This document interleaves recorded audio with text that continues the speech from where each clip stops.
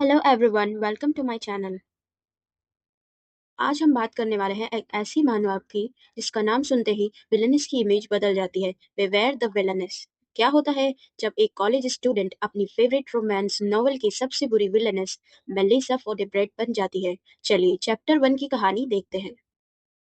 तो ये है मेलिसा, हमारी मेन लीड, एक ड्यूक की बेटी और क्राउन प्रिंस आयन वेसिलस की फियांसे। लेकिन इसकी रेपुटेशन बहुत खराब है क्योंकि ये बहुत गुस्से वाली और ऑब्सेस्ड लड़की है। और ये है हमारी कहानी के main Leeds, the crown Prince, the sniper, the werewolf and the millionaire merchant. और ये है हमारे नॉवल की प्यारी सी हीरोइन जिसका नाम है यूरी। अब हमारी कहानी शुरू होती है ड्यूक के मेंशन को दिखाते हुए। एक मेड आकर ड्यूक से कहती है, सर आपकी बेटी आ गई है। तभी एंट्री होती है मेलिसा की। मेलिसा आती है और उसके फादर उससे कहते हैं, मेलिसा यू आर लेट। वो बिना उसकी तरफ देखे हुए सर झुकाए हुए बैठे थे। तभी मेलिसा आकर बैठ जाती है और कहती है, क्या मैं हमेशा इसी तरह लेट होती हूँ? तभी टेबल पर एकदम साइलेंस हो जाता है।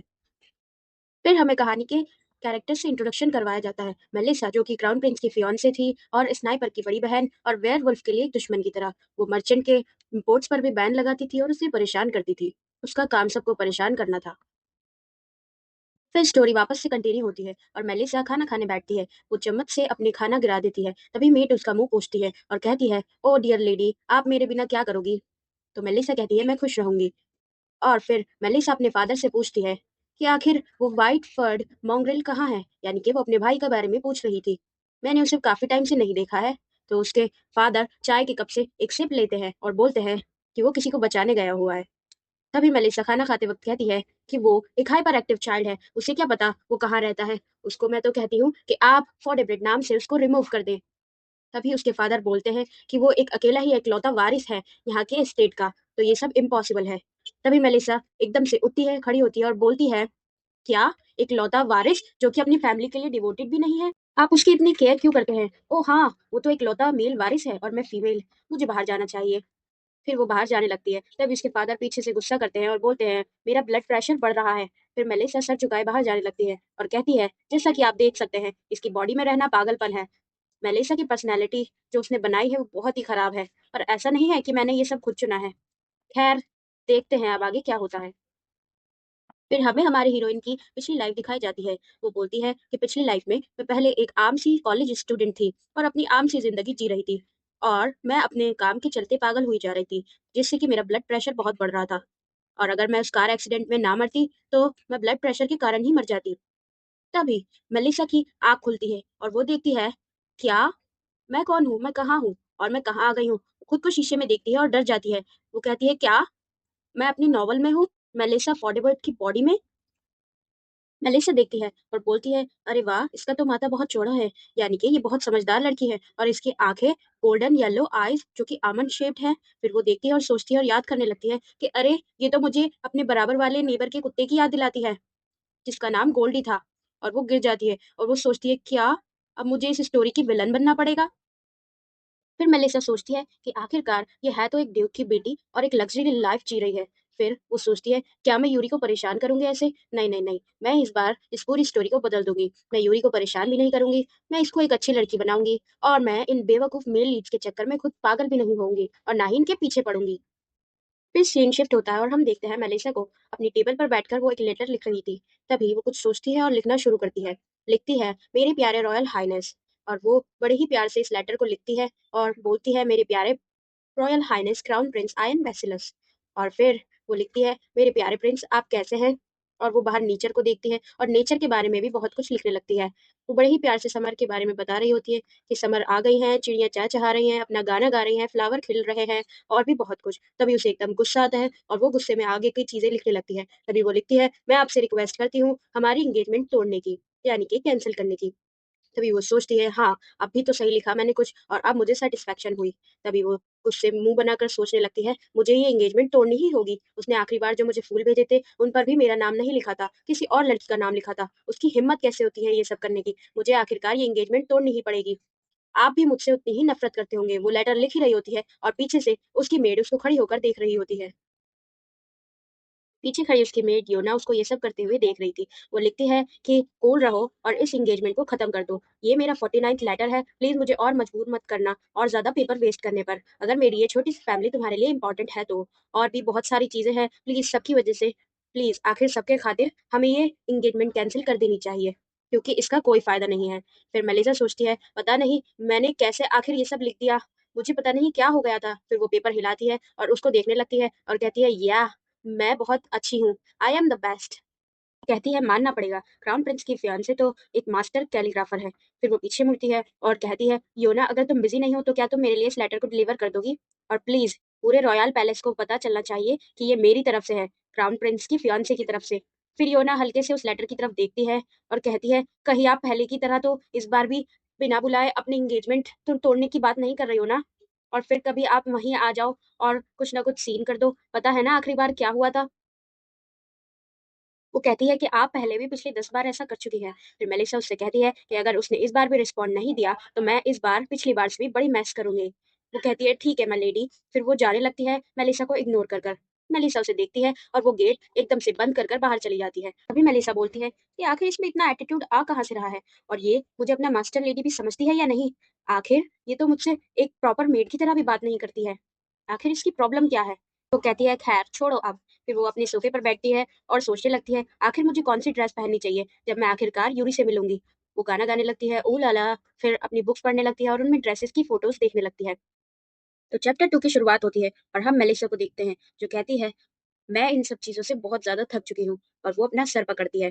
फिर हम थोड़ी देर बाद देखते हैं मेलिसा दिखती है, आखिर ये सब कब तक चलेगा? हम देखते हैं आयन बेसिलोस को जो एक लेडी के साथ में फ्लर्टिंग कर रहा होता है और उससे कहता है, अरे शर्माओ मत। वो लेडी कहती है, स्टॉप इट। और फिर मेलिसा बोलती है, आखिरकार ये सब हो क्या रहा है? मेलिसा दूर खड़ी सोच रही होती है, फिर से यही मेरा फियांसे यानी कि द क्राउन प्रिंस आयन बेसिलोस। वो सोचती है कि वैसे तो ये आदमी स्टोरी में विलेनस को बहुत ज्यादा हेट करता था, और अच्छी बात यह है कि बुक के मुताबिक ये उसे पीछे धकेलता था। अभी हमारी कहानी उस मोड़ पर है जहाँ क्राउन प्रिंस और यूरी की मुलाकात नहीं हुई थी। वो दोनों अपने अपने अलग रास्तों पर थे। जहाँ क्राउन प्रिंस अपने इन बेकार के कामों में लगा हुआ था, जो कि बाद में अपने सच्चे प्यार की तलाश में निकलेगा। फिर हमें क्राउन प्रिंस को दिखाया जाता है जो एक और लड़की के साथ में फ्लर्टिंग कर रहा होता है। वो उससे कहता है, आखिर तुम क्या कर रही हो? फिर वो कहती है, योर रॉयल हाइनेस, आप ये क्या कर रहे हैं? आपको पता नहीं है मेरा बॉयफ्रेंड है, आप ये सब क्या कर रहे हो? वो उससे कहता है कि आखिर तुम कहाँ जा रही हो? मेलिसा कहती है, ये तब तक ऐसा ही रहेगा जब तक इस डर्टी डॉग की मुलाकात यूरी से नहीं हो जाएगी।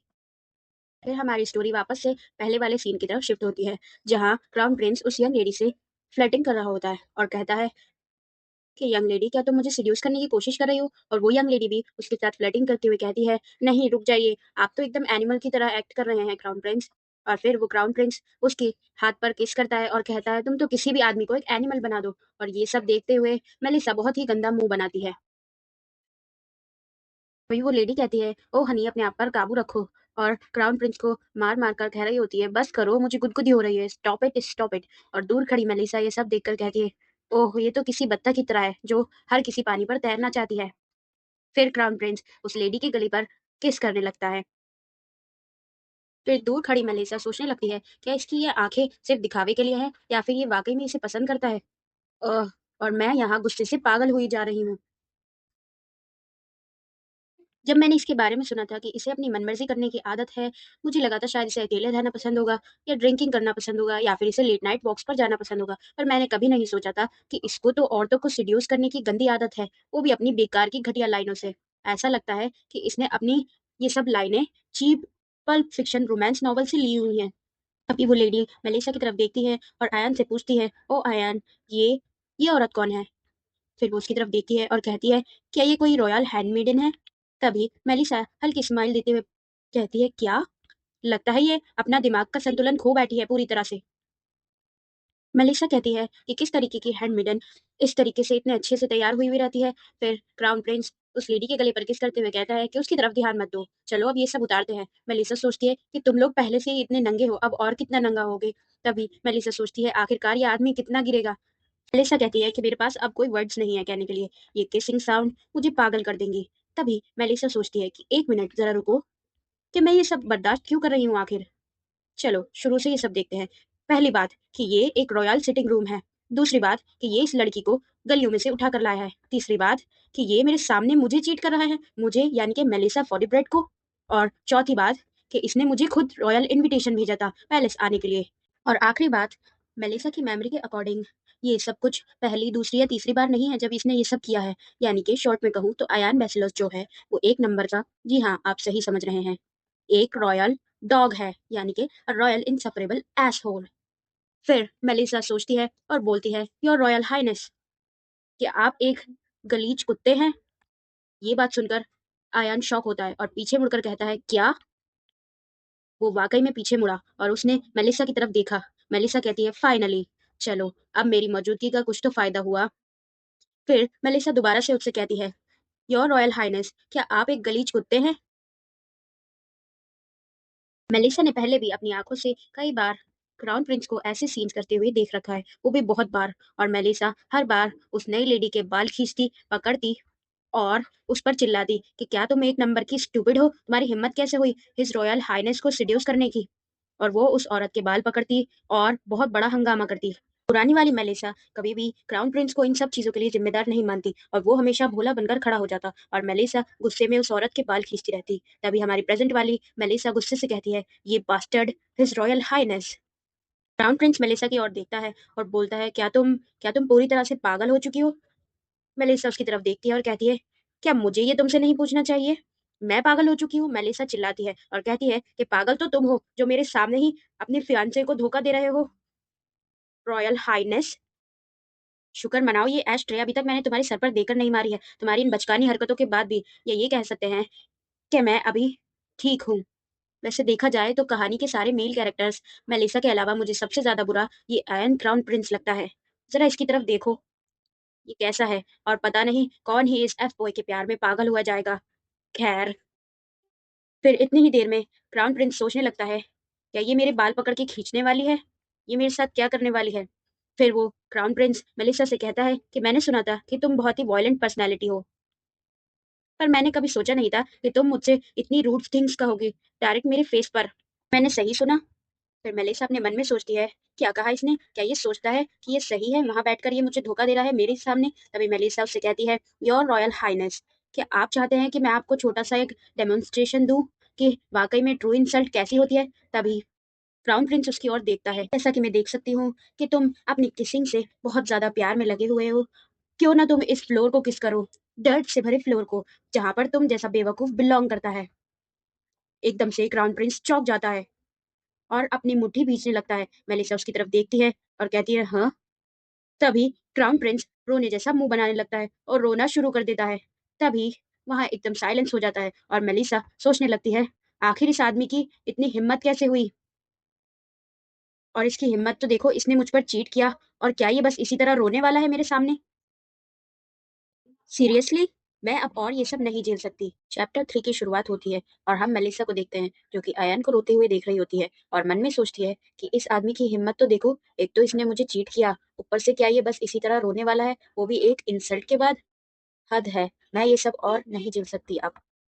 मेलिसा अपने मन में सोचती है कि अभी तक तो आयान ने सिर्फ मेलिसा को दूसरों के ऊपर गुस्सा करते हुए देखा है, वो कभी उसके गुस्से की वजह नहीं बना था, लेकिन आज वो बड़े ही शौक में था क्योंकि मेलिसा ने उसको सीधा टारगेट किया था।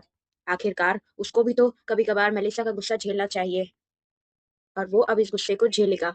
आखिरकार मेलिसा एक विलनस जो है, मैं हमेशा अच्छा तो नहीं बन के रह सकती, कभी कभार मुझे भी तो अपना रोल प्ले ठीक से करना चाहिए, है ना? ये बोलकर मेलिसा हंसने लगती है मन ही मन।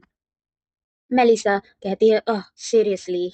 और फिर वो कहती है, रॉयल हाइनेस, मैं आपको आपकी जगह पर छोड़ती हूँ, मेरे लिए ये सब ठीक है, क्योंकि अब आप जब मुझसे इतनी नफरत ही करते हो, क्यों ना हम एक डेट सेट करते। वो कहती है, तुम्हें क्या लगता है, क्या हम शादी कर कर खुश रह पाएंगे? क्या हम बेड में पैटी केक खेलेंगे? तुम्हें क्या लगता है ये सब अच्छी चीजें हैं? मेलिसा ये बोलकर मुंह बनाकर अयान की तरफ देखती है। मेलिसा कहती है, ये सब हमारे लिए बहुत ज्यादा है इस स्टोरी में। मेलिसा सोचती है, लेकिन बुक के अकॉर्डिंग अयान यूरी के प्यार में बहुत ज्यादा पागल हो जाएगा, यहाँ तक कि वो मेलिसा से अलग होने की डिमांड भी करेगा, और ये सुनकर मेलिसा बहुत ज्यादा शॉक हो जाएगी और बहुत ज्यादा गुस्सा करेगी। ये बात सुनकर मेलिसा कभी भी इस चीज को एक्सेप्ट नहीं करेगी क्योंकि वो आयन से बहुत ज्यादा प्यार करती है और वो कभी उसकी इंगेजमेंट तोड़ने वाली बात एक्सेप्ट नहीं करेगी, और वो बहुत ज्यादा रोएगी, गुस्से में पागल हो जाएगी और फिर आयान से मना करेगी इंगेजमेंट तोड़ने के लिए। और ये आयान उसकी सारी फीलिंग्स को एक तरफ रख देगा और वो बेचारी लड़की बस एक कोने में खड़ी होगी और देखेगी इसको किसी और के साथ, वो भी पूरे किंगडम के सामने। तो मैं ये सब नहीं होने दे सकती हूँ। आखिरकार मेलिसा ने इस लड़के में देखा भी क्या? चलो माना कि अगर इसको इसकी फियांसे के लिए फीलिंग्स नहीं थी, फिर भी ये उसके सामने चीटिंग कैसे कर सकता है? इसके साथ रहने का कोई भी रीजन नहीं है। चलो माना इसके ये सब करने के पीछे एक रीजन है, तो मुझे लगता है कि वो ये रीजन है कि ये खुद चाहता था कि मेलिसा इससे खुद ब खुद ब्रेकअप कर ले, क्योंकि इनकी एंगेजमेंट बस एक पॉलिटिकल रीजन के थ्रू ही हुई थी। और आयन मेलिसा को बहुत ज्यादा हेट करता था। और जब उसने एंगेजमेंट तोड़ने की बात की स्टोरी के अंदर, तो उसने मना कर दिया इस चीज को एक्सेप्ट करने से। तो अब समझ आता है कि आखिर ये उससे इतनी नफरत क्यों करता था। और मेलिसा ने एंगेजमेंट तोड़ने से मना कर दिया, यहाँ तक कि वो उसको एक ट्रैश की तरह ट्रीट करता था। फिर भी बहुत ही जल्द अयान यूरी से मिलने वाला है और वो उसके प्यार में पागल हो जाएगा। तो अब यहाँ की बात करते हैं। चलो अब इस एंगेजमेंट को तोड़ देते हैं, जैसा कि तुम हम दोनों के लिए चाहते थे, यू इडियट। मतलब मेरे हिसाब से और क्या ही बुरा हो सकता है आखिर इस स्टोरी लाइन के अंदर। अगर मैं यूरी से मिलूं ही ना, उससे दूर रहूं, तो यानी कि मैं अपने डाउनफॉल से भी बच सकती हूँ। आखिरकार हूँ तो मैं एक ड्यूक की बेटी ही, इससे बुरा आखिरकार मेरे साथ और होगा ही क्या। मेरे फ्यूचर में कोई इशू नहीं होंगे, है ना? ना ही मेरी एंगेजमेंट तोड़ने की वजह से मेरी आगे की मैरिज में कोई इफेक्ट पड़ेगा। और मेरा फैमिली नेम भी इस छोटे से नुकसान से सरवाइव कर ही लेगा, फिर चाहे वो क्राउन प्रिंस ही क्यों ना हो। मुझे ये एंगेजमेंट तोड़ने में कोई भी प्रॉब्लम नहीं है। फिर मलिसा क्राउन प्रिंस आयन से कहती है चलो ये करते हैं। क्राउन प्रिंस उसकी तरफ देखता है। वो कहती है चलो अपनी एंगेजमेंट कैंसिल कर देते हैं, जैसा कि तुम चाहते थे। क्राउन प्रिंस और वो उसके साथ बैठी लेडी दोनों ही चौंक जाते हैं। और क्राउन प्रिंस बोलने लगता है कैंसिल? एंगेजमेंट को कैंसिल कर दें? फिर वो कहती है जल्दी करो ताकि मैं अपने घर जा सकूं। जल्दी बोलो जो भी तुम्हें बोलना है। फिर क्राउन प्रिंस कप कपाते हुए कहता है कैंसिल। फिर वो कहता है कि हम ये सब नहीं कर सकते, हम कैंसिल नहीं कर सकते। वो ये कहते हुए चिल्ला के खड़ा हो जाता है और बराबर बैठी हुई लेडी को धक्का दे देता है। फिर वो उसकी तरफ देखती है। वो सोचती है क्या? अयन मेलिसा की तरफ देख रहा होता है। तभी मेलिसा कहती है आखिर इस सब का क्या मतलब है? नीचे गिरी हुई लेडी कहती है माय रॉयल हाइनेस। वो उसकी तरफ देखती है। मेलिसा सोचती है कि इसने तो उस लेडी को भी बड़े ही गुस्से के साथ में धक्का दे दिया। अयन मेलिसा की तरफ शॉक होकर देख रहा होता है। मेलिसा कहती है क्या ये सच में इतना शॉक्ड है? खैर, ये बहुत ही सरप्राइजिंग रिएक्शन है। मेलिसा कहती है आखिरकार तुम्हारा इस सबसे क्या मतलब है कि तुम नहीं कर सकते? अयान कहता है मेरा मतलब हम अपनी एंगेजमेंट नहीं तोड़ सकते। अचानक से तुम ये सब बातें क्यों कर रही हो मेलिसा? मेलिसा कहती है अचानक से? वो कहती है योर रॉयल हाइनेस, क्या तुम यही सब नहीं चाहते थे? क्या तुम नहीं चाहते थे कि हमारी एंगेजमेंट टूट जाए? अब अचानक से तुम ऐसी एक्टिंग क्यों कर रहे हो? क्या इसका कुछ और करने का इरादा है? और ये इसके फेस पर लुक कैसा है? आखिर ये है कैसा? अगर ये हमारी एंगेजमेंट तोड़ने में इंटरेस्टेड नहीं है, तो फिर आखिरकार ये ऐसी एक्टिंग क्यों कर रहा है? अगर यूरी इस कहानी की हीरोइन नहीं है, जिसके पीछे ये पागल है, तो फिर आखिर ये है किसके पीछे पागल? क्या ये लड़की इसे पसंद आ गई है? हाँ, यही हो सकता है। लगता है इसे ये पसंद आ गई है। आखिरकार और क्या ही हो सकता है? ओह! और ये इसका चेहरा इतना लाल क्यों हो रहा है? अयान चिल्लाकर बोलता है कि ऐसा ही है, मैंने जो कहा है ऐसा ही है, मैं अपनी एंगेजमेंट कैंसिल नहीं करना चाहता हूँ। फिर मेलिसा सोचती है अगर ये एंगेजमेंट कैंसिल नहीं करना चाहता है तो इसका मतलब। फिर वो कहती है आहा, अब समझ आया, तो तुम्हें एडल्ट्री का शौक है। अयान चिल्लाकर कहता है ये किस तरीके का शौक है? तभी मेलिसा कहती है तो तुम इसी तरह के इंसान हो जो इन सब चीजों से खुश होता है। आयान उससे चिल्लाकर कहता है आखिर तुम मेरे बारे में ये सब क्या चीजें सोच रही हो? फिर मेलिसा कहती है अगर ऐसा नहीं है तो फिर लगता है तुम्हें मुझे परेशान होते देखना पसंद है।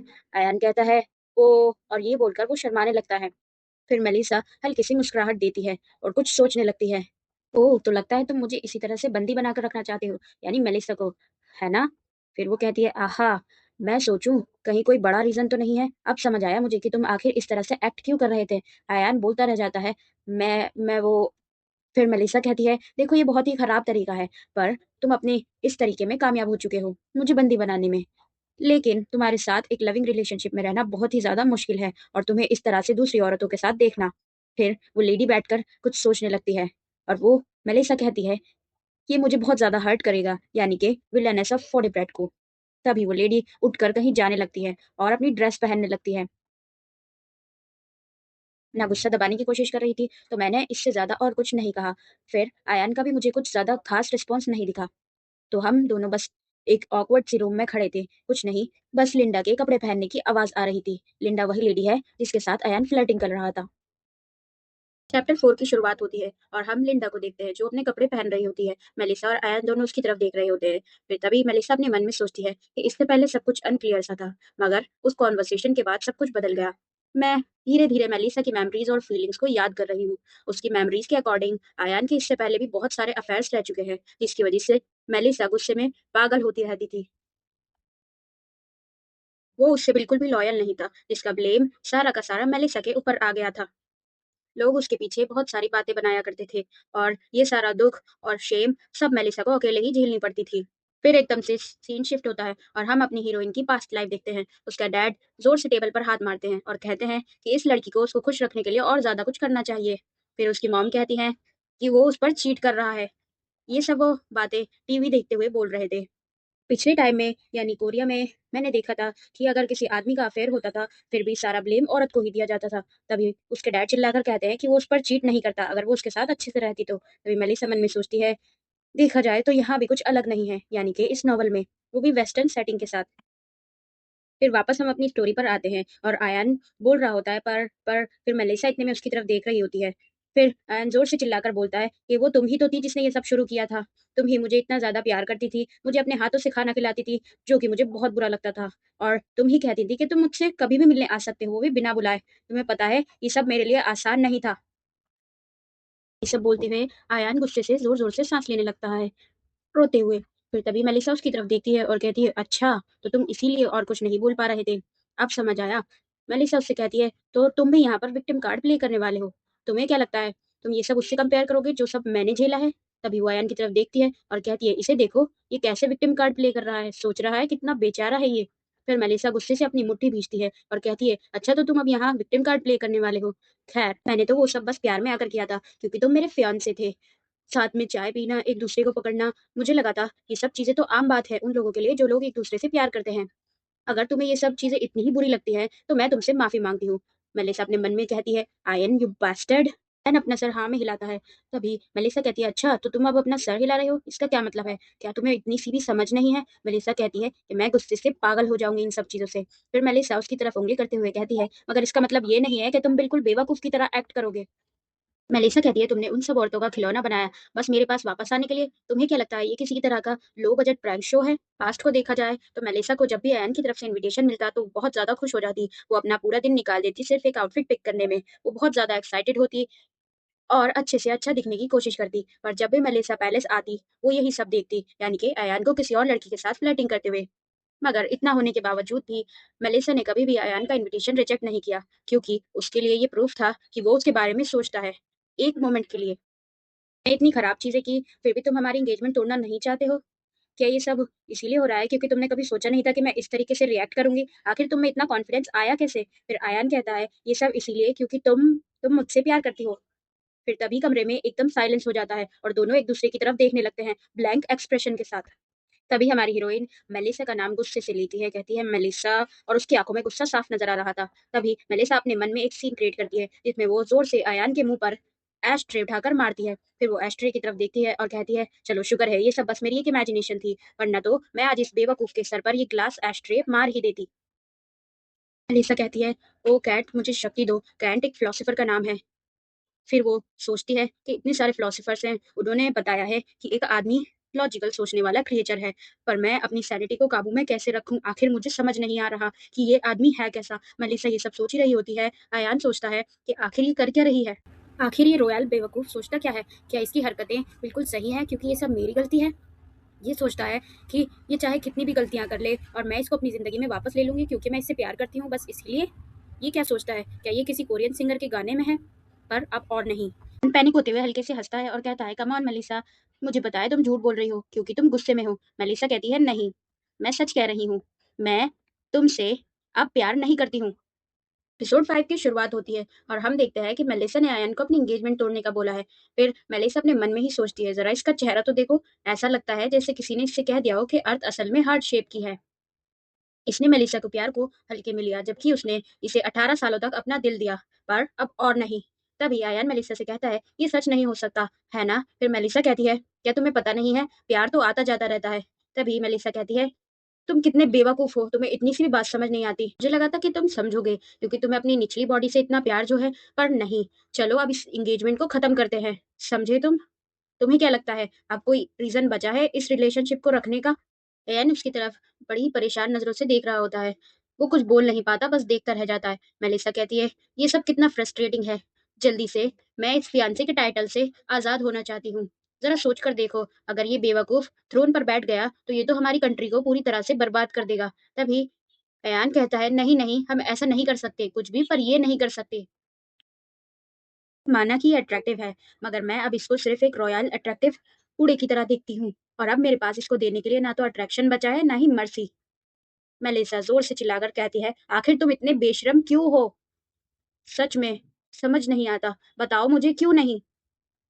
अयान उसकी तरफ देखकर कहता है, वो इसीलिए, बस ऐसे ही। फिर मेलिसा कहती है, मेरा ब्लड प्रेशर बढ़ रहा है, ये आदमी मुझे मरवा कर रहेगा। फिर हम देखते हैं कि पीछे से लिंडा धीरे धीरे उठकर जाने लगती है। वो सोचती है कि यहाँ से निकल जाना ही बेहतर है। तभी उठते उठते उसका पैर मुड़ जाता है और वो जाकर जोर से टेबल से टकराकर नीचे जमीन पर गिर जाती है। उसके टकराने की वजह से एश ट्रे भी हवा में उड़कर नीचे जमीन पे गिर जाती है। मेलिसा और अयान दोनों ही उसकी तरफ देखते हैं।